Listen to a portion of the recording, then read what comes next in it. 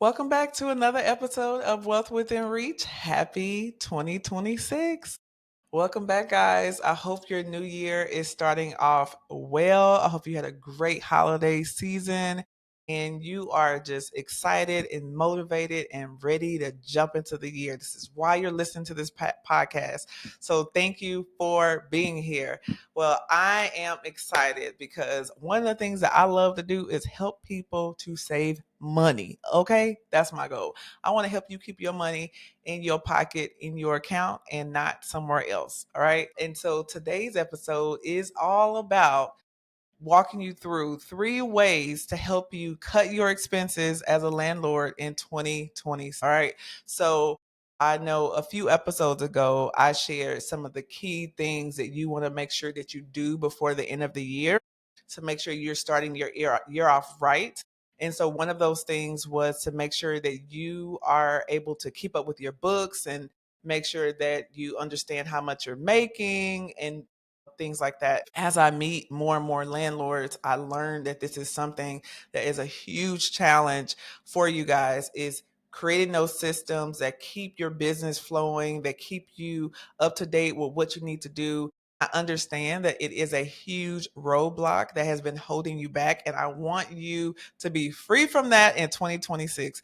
That's why I want to make sure that you know about my free class coming up January 20. It's absolutely free on Zoom and it's called The Biggest Roadblocks Keeping Landlords from Scaling and How to Fix It.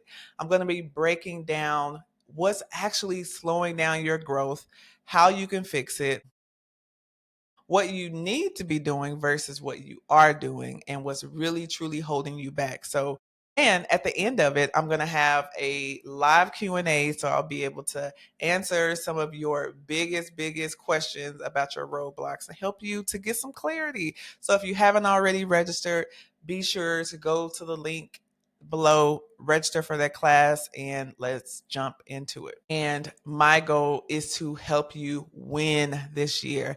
I want to help you win. I want you to have systems. I want you to have clarity. I want you to grow. That is my goal for you this year. All right. So I look forward to seeing you in that class. Now, back to the episode. Let's jump into it. We're talking about 3 ways that you as a landlord can cut your expenses in 2026. So when I'm working with the client and we're trying to figure out how can we increase the cash flow, the first thing we're going to look at is what are all the expenses? Where can we cut? Okay. We're going to look at where we can make more money, but we're going to look at what can we cut. And one of the things that you should be doing absolutely this year is you should be reaching out to your insurance company to get a property review. You should be getting an insurance review to see if there is a way that you could potentially get your insurance costs down. I know where I live and where I invest in both the markets that I invest in, insurance has skyrocketed 20 to 30% over the last couple of years. So each year I am shopping around, figuring out if I can potentially save money on my homeowner's insurance, my landlord's insurance, so that I can just get those costs down. Okay. And so it may be a situation where if you have the financial reserves, you can increase your deductible, which will essentially lower your rate. That's an option. I'm just looking at what can I do from cutting expenses, right? Another thing I'm looking at that's really important is my energy cost. That is a huge one, especially if you have a short-term rental, mid-term rental, co-living, you are taking care of the utilities. And let me tell you this, tenants do not care if they're not paying for it. They are much less likely to be conservative with energy costs if they are not paying for it themselves. Okay.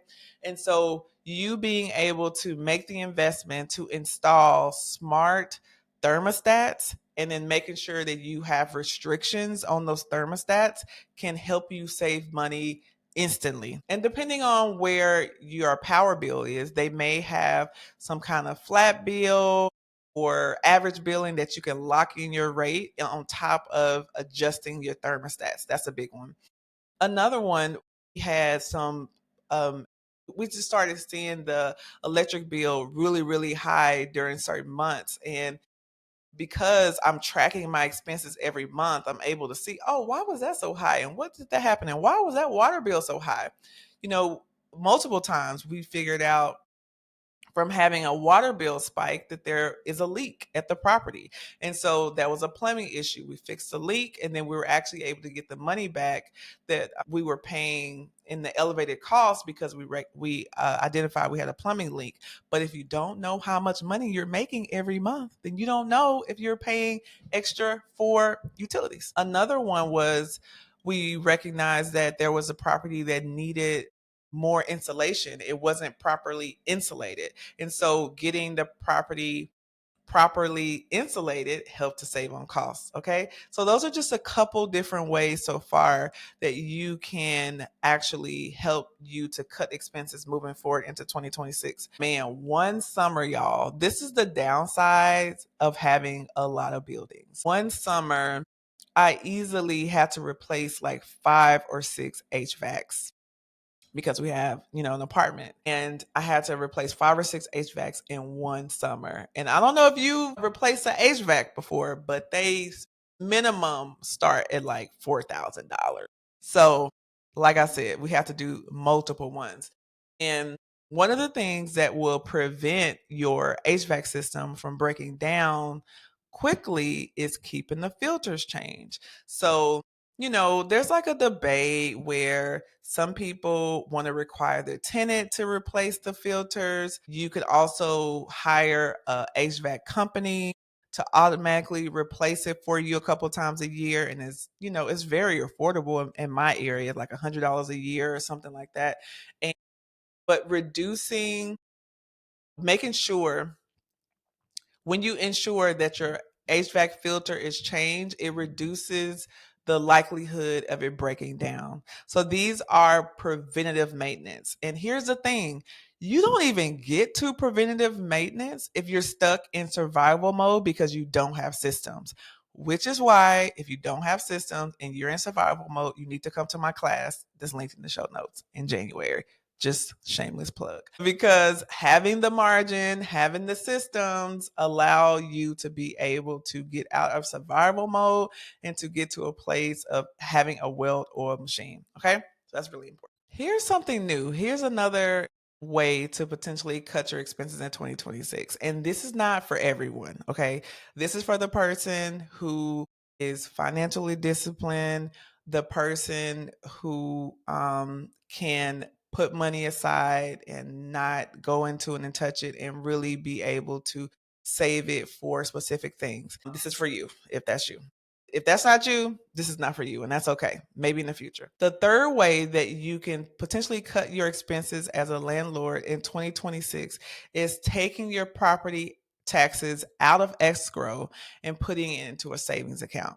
Let me tell you why. I don't know if you know this, but when your mortgage company saves for your property taxes and escrow, they save not only the amount that's due, but plus some, and they make interest on your money. So, say your property taxes are $3,000, they may request you to pay $5,000 or $4,500 more than what your actual property tax bill is. And they do that for multiple reasons, but ultimately it's more than what what your bill actually is. So one of the things that we decided to do was we actually began saving for our property taxes separately so that we don't have extra money coming out of the mortgage payment that we could be actually keeping for cash flow. And I much rather make interest on my money versus the bank, the mortgage lender who's already making the money. Like they're the real ones making the money. I don't want to give them even any more money to be making interest off of my money. Okay. And so this is a way that you can actually save money is by saving for your escrow on your own. All right. All right. The last one, I'm going to give you a quick bonus. One more bonus way that you can cut your expenses as a landlord in 2026 is appeal your property taxes. If you are not appealing your property taxes, what are we doing?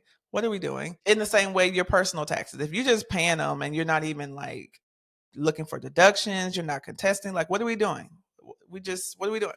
So in my state, in Georgia, was where most of my properties are, we have this special rule where if you appeal your property taxes and you win the appeal, then your property taxes are frozen for 3 years. And so what we do is we will appeal the property taxes every 3 years because what this does is one, this helps us potentially to find some tax savings.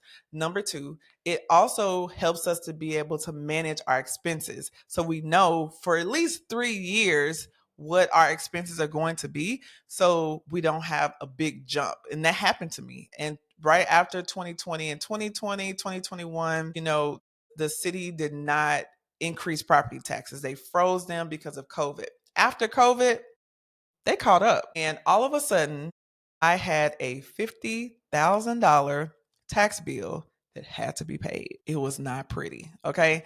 And so after that, I don't like surprises. Don't give me no surprises. So after that, I began the process of hiring someone to appeal the taxes and then they stay frozen for 3 years. And again, it's not expensive. You end up paying. Here's the thing. Here's a rule of thumb.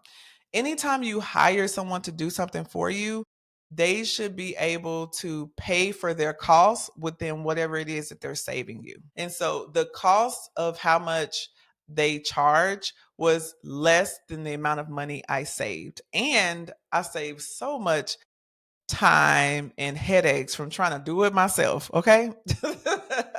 So this year in 2026, you can cut your expenses and save money as a landlord. Because again, 2026 is all about strategy. If you want to be able to succeed as an investor, it is not easy to invest in real estate right now. So it requires strategy, not just hustle. Okay.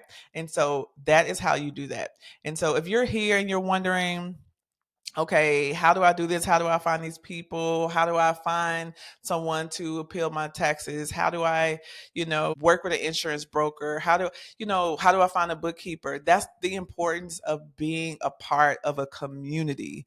All right. So that you are not, Googling people and just trying them out. The beautiful thing is when you're part of a community, you're able to share resources. You're able to, I know for me, for people who are part of my community, when I share them a vendor that I'm sharing them with, I've already vetted them.